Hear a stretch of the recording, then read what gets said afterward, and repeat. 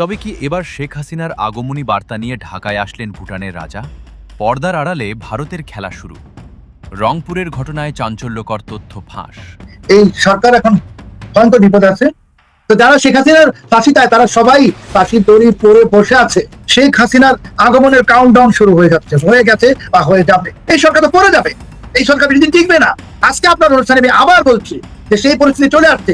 শেখ হাসিনার পুত্র সজীব ওয়াজেদ জয় এবং ভুটানের রাজার খুব ক্লোজ ফ্রেন্ড। তবে এটুকু বলে রাখি, ভুটানের রাজার এই ঝটিকা সফর মোটেই কোনো যাত্রা বিরতি বা স্বাভাবিক কোনো বিষয় নয়। অনেক খেলা চলছে ভিতরে। বিএনপি সরকার কি তারা পূর্ণ মেয়াদে ক্ষমতায় থাকতে পারবে, নাকি তার আগে তারা ক্ষমতাচ্যুত হবে, সেনাবাহিনী ক্ষমতা নিবে, নাকি আবার মধ্যবর্তী একটি নির্বাচনের মাধ্যমে শেখ হাসিনা ক্ষমতায় আসবে? আওয়ামী লীগ এই মুহূর্তে তাদের সামনের দিকে এগিয়ে যাওয়ার জন্য নতুন নেতৃত্বের দিকে আগাচ্ছে। তাহলে কি রুমিন ফারহানা আওয়ামী লীগে যোগ দিতে চলেছেন? আমরা যুক্তরাজ্যে বসবাসরত আইনজীবীরা আজকে নেত্রীকে কথা দিয়েছি যে ডিসেম্বর মাসে আমরা নেত্রীর সাথে 100 জন আইনজীবী একসাথে বাংলাদেশে যাব। পুলিশ এই তথ্যগুলো গোপন করেছে। একটা সাধারণ ক্রাইমকে তারা কেন গোপন করতে যাবে? ভয়ঙ্কর বিষয় হলো একটা বাচ্চা শিশু পর্যন্ত কর্তন করে ফেলা হয়েছে। দর্শক, নতুন একটা নিউজ আপনাকে স্বাগতম। প্রিয় দর্শক, এই মুহূর্তে বাংলাদেশের রাজনীতিতে এমন একটা পরিস্থিতি বিরাজ করছে যেটি জানলে আপনি চমকে উঠবেন। দর্শক মণ্ডলী, ইতিমধ্যেই বাংলাদেশ সরকার বলছে ভুটানের রাজা তিনি যাত্রা বিরতিতে বাংলাদেশে এসেছেন। অন্যদিকে বিশ্লেষকরা এই কথাটি মানতে নারাজ। তারা বলছেন কখনোই যাত্রা বিরতিতে তিনি বাংলাদেশে নামবেন না। দর্শক, ভুটানের রাজা হঠাৎ করে কেন বাংলাদেশে আসলো, বিশ্লেষকরা ধারণা করছেন অবশ্যই সেটি শেখ হাসিনার আগমনী বার্তা নিয়ে তিনি এসেছিলেন। যেহেতু ভুটানকে ভারত সবসময় দুতিয়ালি হিসেবে কাজে লাগায়, সেই ক্ষেত্রে এখনো যেহেতু আমাদের মাননীয় প্রধানমন্ত্রী জনাব তারেক রহমান ভারত সফর করেননি, সেক্ষেত্রে ভুটানকে দিয়েই ভারত বার্তা পাঠিয়েছে আমাদের প্রধানমন্ত্রী জনাব তারেক রহমানের কাছে। দর্শক, এই বিষয়টি নিয়ে আপনার মূল্যবান মতামত অবশ্যই কমেন্ট করে জানিয়ে দিন। অর্থাৎ আপনি কি মনে করছেন, ভুটানের রাজার এই কাকতালীয় সফরকে আপনি কিভাবে দেখছেন? এটা কি সাবেক প্রধানমন্ত্রী শেখ হাসিনা যে ডিসেম্বরের মধ্যে দেশে ফিরতে চলেছেন সেটারই আগমনী বার্তা কিনা, তা অবশ্যই কমেন্ট করে জানিয়ে দিন। এছাড়াও দর্শক, রংপুরে যে ঘটনাটা ঘটেছে সেটি নিয়ে আরো একটা চাঞ্চল্যকর তথ্য সামনে এসেছে, সেটিও দেখতে পাবেন আজকের এই ভিডিওতে। তো দর্শক, আর কথা না বাড়িয়ে চলুন দেখে আসবো আজকে সেই কাঙ্ক্ষিত ভিডিওগুলো। তবে তার আগে বলবো, যারা প্রতিনিয়ত আপডেট খবর দেখতে চান তাহলে অবশ্যই আমাদের চ্যানেলটি সাবস্ক্রাইব করে পাশে থাকা বেল আইকনটি ক্লিক করে দিন। আর যারা ইতিমধ্যেই চ্যানেলটি সাবস্ক্রাইব করে রেখেছেন তাদেরকে অসংখ্য ধন্যবাদ। তো চলুন দর্শক, ভিডিওটিতে একটি লাইক দিয়ে আমরা ধারাবাহিকভাবে সবগুলো ভিডিওর আলোচনা দেখে আসি। এই সরকার এখন ভয়ঙ্কর বিপদ আছে, ভয়ঙ্কর বিপদে। আমি শুধু একটা শব্দ উচ্চারণ করলাম, ভয়ঙ্কর বিপদ। আর ভুটানের রাজা এসেছেন, যে তার যে মায়ের মতো যে ব্যক্তি শেখ হাসিনা, তার বিষয়ে কথা বলতে, তার বন্ধু সজীব ওয়াজেদ জয়ের সম্পর্কে কথা বলতে, এবং ভুটানের রাজার যে পরিবার, বঙ্গবন্ধু পরিবার, সেই পরিবারের বিষয়ে কথা বলতে আসছেন। এবং এই সরকার যত লাফালাফি করছে, বড় বড় কথা বলছে। দেখেছি ওই যে ইউনুসেতে একটা প্রেস সচিব ডাস্টবিন যাকে সবাই বলে, সে বলেছে শেখ হাসিনার জন্য নারী দল্লাদ রেডি করতে হবে। তো নারী দল্লাদ শেখ হাসিনার জন্য রেডি করতে হবে না। যারা এই 2024-এর অভ্যুত্থানের সঙ্গে জড়িত, দেখুন বাংলাদেশ সেনাবাহিনী কিন্তু এটাকে বিপ্লব বা আন্দোলন বলে না। বাংলাদেশ সেনাবাহিনী বলে অভ্যুত্থান। আর অভ্যুত্থানের শাস্তি সংবিধানে কি সেটা তো আমরা জানি। তো যারা শেখ হাসিনার ফাঁসি চায় তারা সবাই ফাঁসির দড়ি পরে বসে আছে, শুধু এটাতে একটা টান পড়বে। এই টানটা কখন পড়বে সেটার অপেক্ষায় আমরা আছি। কাজে এখন ভুটানের রাজা আসছে, আরো অনেক কিছু আসবে, দেখবেন সব শেষে শেখ হাসিনা চলে আসবেন। এবং শেখ হাসিনা যে আসবেন তার আলামতই হলো আজকে ভুটানের রাজার কথিত যাত্রা বিরতি। এটাকে আমরা যাত্রা বিরতি বলছি। আমরা সংবাদ মাধ্যমে যেটি দেখছি যে তিনি সিঙ্গাপুর থেকে ভুটানে ফেরার পথে শাহজালাল বিমানবন্দরে অবতরণ করেছেন এবং স্বয়ং বাংলাদেশের ওয়ারেন্ট অফ প্রেসিডেন্স অনুযায়ী 1 নম্বর ব্যক্তি রাষ্ট্রপতি তার সাথে সাক্ষাৎ করতে গেছেন। এটিকে কি আপনি বলছেন যে 1971 সালে যেভাবে ভুটানকে আগিয়ে দিয়ে আমাদের স্বীকৃতি দেওয়া হয়েছিল তেমনটা কিছু কি? আপনি আরেকটু যদি বিস্তারিত ব্যাখ্যা করতেন। সিঙ্গাপুর থেকে ফেরার পথে বাংলাদেশ হয়ে যেতে হবে কেন? আপনি সিঙ্গাপুর থেকে ফিরতে হলে আপনি মানচিত্র দেখুন না। সিঙ্গাপুর থেকে বাংলাদেশে আসবে না তো। সিঙ্গাপুর থেকে সে মালয়েশিয়া হয়ে অন্য পথে ভারতের আকাশ পথে ভুটানে যাবে। বাংলাদেশটা তো এখানে আসেই না। আচ্ছা, ধরে নিলাম যে সিঙ্গাপুরের থেকে উনি ফিরছিলেন, ফেরার পথে উনি বাংলাদেশে যাত্রা বিরতি করেছেন, ধরে নিলাম তর্কের খাতিরে। উনি বেড়াতে তো আসেন নাই। আর আপনি যদি এই ভিডিওটা দেখে থাকেন যে তিনি যখন প্রেসিডেন্টের সঙ্গে দেখা করছিলেন, যে ফুলের তোড়া দেওয়ার ব্যাপারটা আপনি দেখুন, এতটা নার্ভাস যে ফুলের তোড়া হাত থেকে পড়ে যাচ্ছিল প্রেসিডেন্টের পিছনে, যে তাদের হাত থেকে। তো এগুলো দেখলে কি আমরা বুঝি না? আমরা সবই বুঝি। বা এই যে যারা ছিল বাংলাদেশের প্রতিনিধি, যারা ছিল খলিলুর রহমান সহ, তাদের চেহারাটা দেখুন না, ঠিক এই চেহারাটা তারা ওই আপনার ভারতের যে এই কি বলে ভারতে যে মার্কিন রাষ্ট্রদূত সার্জিও গোরের সঙ্গে যখন বৈঠক হলো, বৈঠকের পরে যে চেহারাটা ছিল, এটাই তো, হাসি তো নাই, হাসি তো চলে গেছে কোথায়, যেন হাসি তাদের জন্য সে। এখন আমি বললাম যে এইগুলো এত গবেষণা করার কোনো প্রয়োজন নাই, এগুলো সবই হলো শেখ হাসিনার আগমনের ইঙ্গিত, সুস্পষ্ট ইঙ্গিত। শেখ হাসিনা আসতেছেন, অগাস্ট মাসে উনি আসবেন না, সেটাও সম্ভবত আমি আপনার অনুষ্ঠানে বলেছিলাম যে অগাস্টে উনি আসবেন না। অগাস্টের দিনগুলো যাচ্ছে, শেখ হাসিনার আগমনের কাউন্টডাউন শুরু হয়ে যাচ্ছে, হয়ে গেছে বা হয়ে যাবে। কাজেই এই ভুটানের রাজার জাতীয়বিরোধী বলুন আর যাই বলুন, সেটার সঙ্গে শেখ হাসিনার প্রত্যাবর্তন, ফিরে আসা জড়িত, সেটার সঙ্গে অনেক কিছু জড়িত, যেখানে এই সরকারের খুশি হওয়ার কিছু নয়। দ্বিতীয় হলো যে আপনি জানেন যে ভুটানে এত বেশি তাপ বিদ্যুৎ উৎপন্ন হয়, কারণ ওখানে তো পাহাড়ি এলাকা, প্রচুর তাপ বিদ্যুৎ, নেপাল থেকেও বেশি। তো বাংলাদেশের বিদ্যুৎ সংকট নিরসনের জন্য ভুটান হয়তো সহযোগিতা করবে, সবাই করবে, কিন্তু সহযোগিতা করতে হলে তো আপনার ভারতের সম্মতি লাগবে। মানে ভুটান থেকে তো আর ভারতের রাস্তা জমি ব্যবহার না করে আসা সম্ভব না। তো তারেক রহমান সাহেব ভারতে না গিয়ে উনি রাজনৈতিক আত্মহত্যা করেছেন, কূটনৈতিক আত্মহত্যা করেছেন, যার খেসারত তিনি এখন দিতে শুরু করবেন, এবং এটার আর কোনো সংশোধন নাই।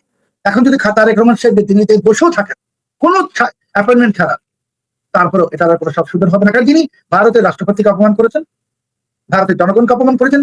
যাদের কারণে অপমান করেছেন, এই যে ওনার যে একদম গোপাল ভাট, যাদেরকে উনি লন্ডন থেকে নিয়ে আসতেন, এইগুলো লন্ডনে যারা ছিল একটাও তো কাজের বা কর্মের না। আপনি এটাও জানেন যে এই প্রধানমন্ত্রীর সাথে যারা লন্ডন থেকে এসছে, তাদের অনেকের নামের আগে ডক্টরেট লাগানো হয়েছিল, তারপরে যখন বিতর্ক উঠলো কোথা থেকে ডক্টরেট করছে, তাড়াতাড়ি করে ফেলাই দিচ্ছে। এইগুলো সব একদল নিষ্কর অকন্মা লোক, যাদের কোনো কাজকর্ম নাই। তারা 17 বছর ওনার চারিপাশে ছিল, ওনার সাথে চামচামি করছে, বাংলা ভাষায় যদি বলি, সেই চামচামির পুরস্কার স্বরূপ এদেরকে বসেছে। কিন্তু চামচা দিয়ে, মানে ছাগল দিয়ে তো আর হাল চাষ হয় না। তো এখন তারেক রহমানের বাংলাদেশ ওইভাবে চলছে যে এখানে উনি কূটনৈতিক আত্মহত্যা করেছেন, শেখ হাসিনা চলে আসবেন, এবং শেখ হাসিনা আসার পর আমি এখন শুধু একটাই ভাবছি যে তারেক রহমান সাহেবের কি হবে। কারণ তারেক রহমান যখন বুঝে যাবেন যে ওনার সর্বনাশ হয়ে গেছে, এবং খুব তাড়াতাড়ি 1 সপ্তাহ থেকে 10 দিনের মধ্যে, তখন দেখবেন অনেক লন্ডন থেকে আনা লোকগুলাকে উনি প্যাকেট করে আবার লন্ডনে পাঠিয়ে দিবেন। কারণ উনি যখন বুঝে যাবেন যে এখন ওনার লন্ডনে যাওয়ার রিটার্ন টিকিট কাটার সময় চলে আসছে তারেক রহমান সাহেবের, তখন উনি এদেরকে লাথি মেরে বের করে দেবেন সবাইকে। এবং তারপরে দেখবেন যে ইউনুসের কিছু লোকদের ভিড়ে গেছে বিএনপিতে, যেমন আপনি বঙ্গভবনে দেখতেছেন যে ওই ইউনুসের প্রেস সেক্রেটারি কিছু বিতর্কিত লোকের সঙ্গে, পাকিস্তানপন্থী লোক যারা বঙ্গভবনে এখন প্রবেশ করেছে, তাদের সাথে সেলফি তুলছে, এটা তুলছে, সেটা তুলছে। তো কাজেই আপনি দেখবেন যে এই লোকগুলা, সবগুলা লোক, এই ইউনুসের সেই ডাস্টবিন থেকে শুরু করে সবার, বঙ্গভবনের ভিতরে যে পাকিস্তানি লোকগুলো ঢুকছে, এদের সবার খুব শিগগিরই খুব বাজে পরিণতি আসতেছে। এবং বাজে পরিণতি থেকে আমি জানি না যে ভুটানের এই রাজাকে অনুরোধ করে আনা হয়েছে কিনা। যদি অনুরোধ করে আনা হয়েও থাকে আমি অবাক হব না, কারণ একটা কারণই বললাম যে অনুরোধ করে আনা হয়েছে কিনা, যে বলা হচ্ছে যাত্রা বিরতি। তো যাত্রা বিরতি উনি সিঙ্গাপুর থেকে যেটা, আমি তাহলে তো এটা একদম তাৎক্ষণিক একটা সিদ্ধান্ত হয়, যাত্রা বিরতি মানে 5-10 ঘন্টার মধ্যে সিদ্ধান্ত হয়। তো ফজলুর রহমান সাহেবকে তো সেখানে দেখলাম, তো উনি তো নিয়োগ থেকে ঢাকায় আসতে 16 ঘন্টা লাগে। তার মানে এটা তো যাত্রা বিরতি না, এটা তো পূর্ব নির্ধারিত একটা যাত্রা বিরতিও যদি হয়, পূর্ব নির্ধারিত। তো এই পূর্ব নির্ধারিত কে করলো? বাংলাদেশ সরকার করলো ভুটানের রাজার মাধ্যমে এবার ভারতকে বোঝানোর জন্য, নাকি ভুটানের রাজার মাধ্যমে শেখ হাসিনাকে ম্যানেজ করার জন্য?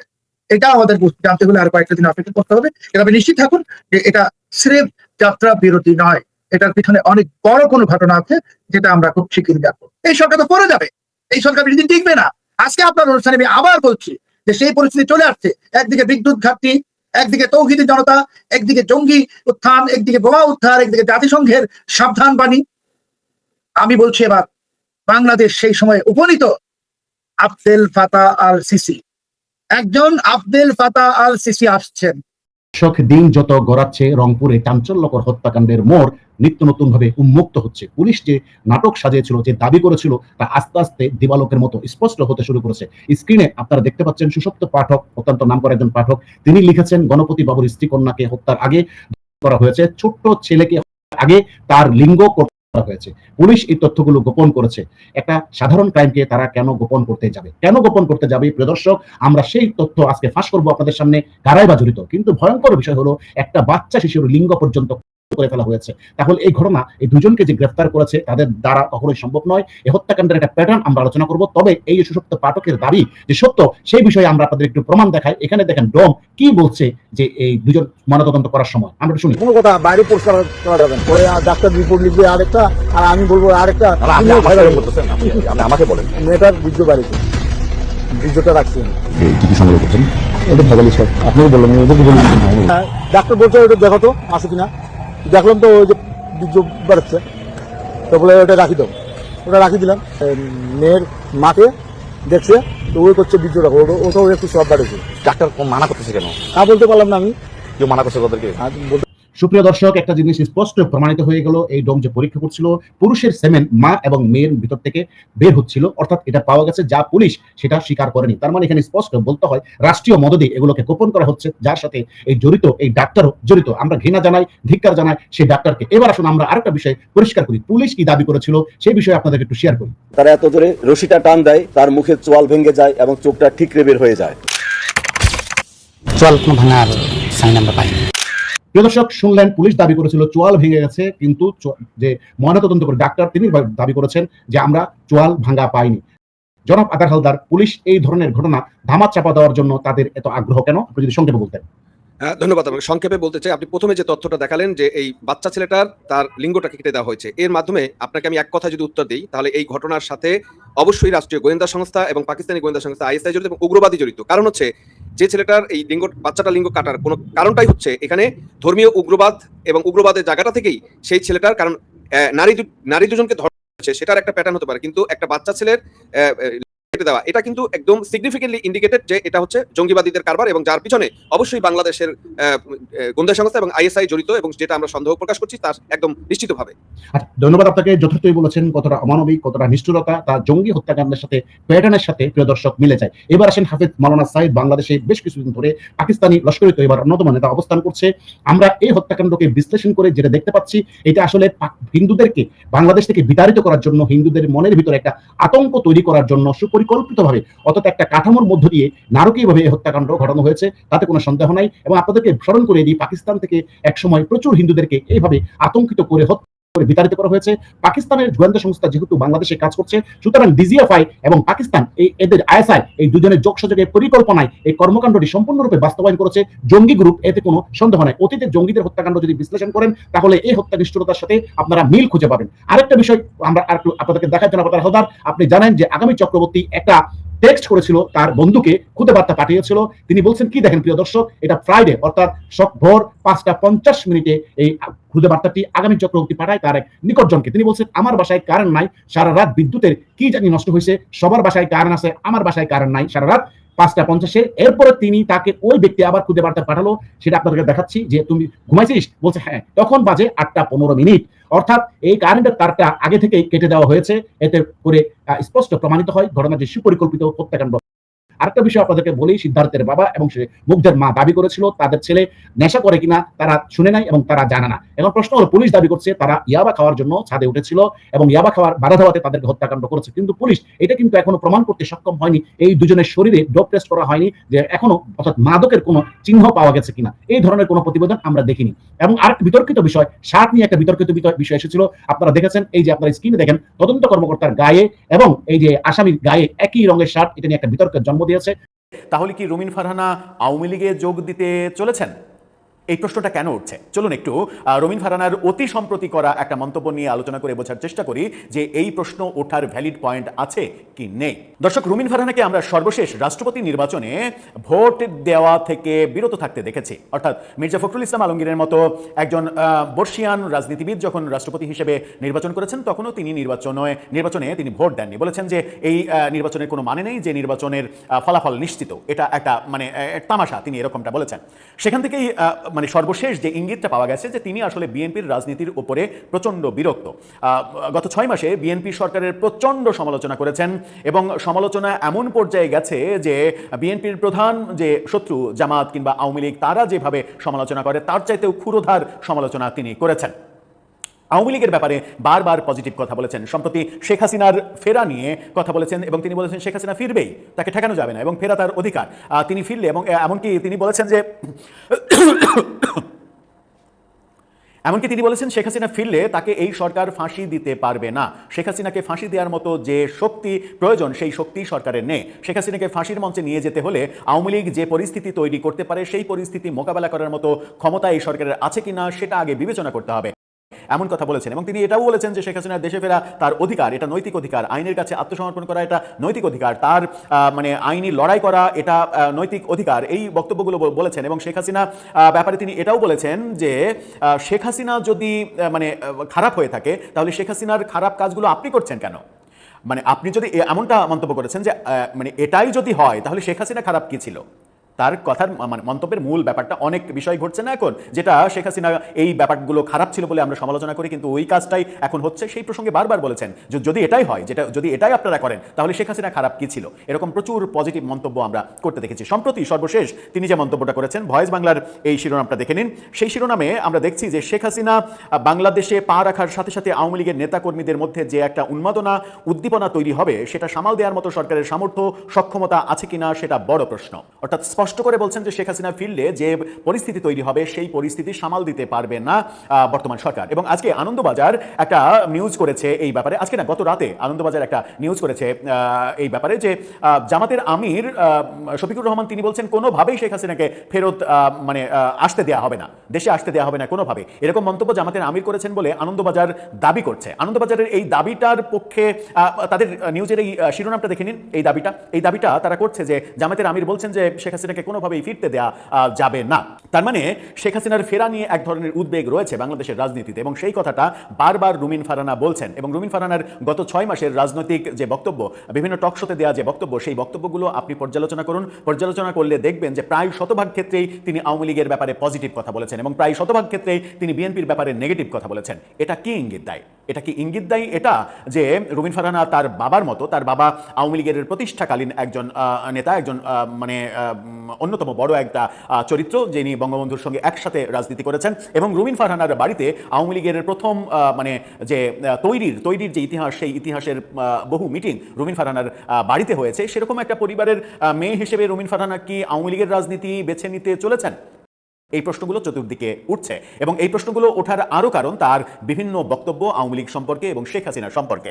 কদিন আগেও মানে আওয়ামী লীগের যিনি কট্টর সমালোচক ছিলেন, এবং আমরা দেখেছি যে 2018 নির্বাচনে যে নির্বাচনটা হয়েছিল সেখানে তিনি এমপি হয়েছিলেন, সেই এমপি সংরক্ষিত আসনে তিনি এমপি হয়েছিলেন। এমপি হওয়ার পরে তাকে আওয়ামী লীগের প্রচণ্ড বিরোধিতা করতে দেখা গেছে। বিরোধিতা করার পাশাপাশি আবার তার বিরুদ্ধে এই সমালোচনাও রয়েছে যে ওই আওয়ামী লীগ সরকারের কাছেই তিনি প্লট চেয়ে আবেদন করেছিলেন। এরকম নানামুখী আলোচনা তাকে কেন্দ্র করে রয়েছে। কিন্তু মানে শেখ হাসিনা সরকার পতনের পরে আওয়ামী লীগের প্রচণ্ড সমালোচনা করেছেন বটে, কিন্তু আওয়ামী লীগকে রাজনীতি করতে দেওয়া হবে না, আওয়ামী লীগের কবর রচনা করে দেওয়া হবে, এই ব্যাপারগুলোর সঙ্গে তিনি কখনো একমত হননি। নির্বাচনের আগে থেকে এখন পর্যন্ত আওয়ামী লীগ সম্পর্কে তেমন কোনো নেগেটিভ কথাই তাকে বলতে শুনিনি। তাহলে কি সত্যি তিনি এই কানাঘোষার যেগুলো শোনা যাচ্ছে সেগুলো সত্য করে আওয়ামী লীগে যোগ দেবেন? বিএনপিতে ফেরার কোনো লক্ষণই দেখা যাচ্ছে না তার। তাহলে কি তার রাজনৈতিক গন্তব্য শেষ পর্যন্ত আওয়ামী লীগ? কেন বলছে এটা? কারণ বাংলাদেশে নতুন রাজনৈতিক দল করে তেমন সফলতার মুখ এখন পর্যন্ত কেউ দেখেনি। আওয়ামী লীগ এবং বিএনপি থেকে বহু নেতা, বড় বড় জাদ্রেল নেতা বেরিয়ে বড় বড় দল করেছেন। ডক্টর কামাল হোসেন, কাদের সিদ্দিকী, AQM বদরুদ্দোজা চৌধুরী, অলি আহমেদ, ব্যারিস্টার নাজমুল হুদা, বহু চরিত্র আমরা দেখেছি, কেউই কিন্তু সফল হতে পারেননি। তাহলে গন্তব্যটা কোথায়? দর্শক, আমি আশা করছি সবগুলো ভিডিওই আপনি মনোযোগ সহকারে দেখেছেন। সেই সাথে দর্শক, এই ভিডিওগুলো সম্পর্কিত যদি কোনো তথ্য বা মতামত থাকে তাহলে তো অবশ্যই কমেন্ট করে জানিয়ে দিন। এতক্ষণ সাথে থাকার জন্য ধন্যবাদ। নিউজটি শেষ করছে এখানেই, ফিরছে আগামী ভিডিওতে নতুন কোনো টপিক নিয়ে। আল্লাহ হাফেজ।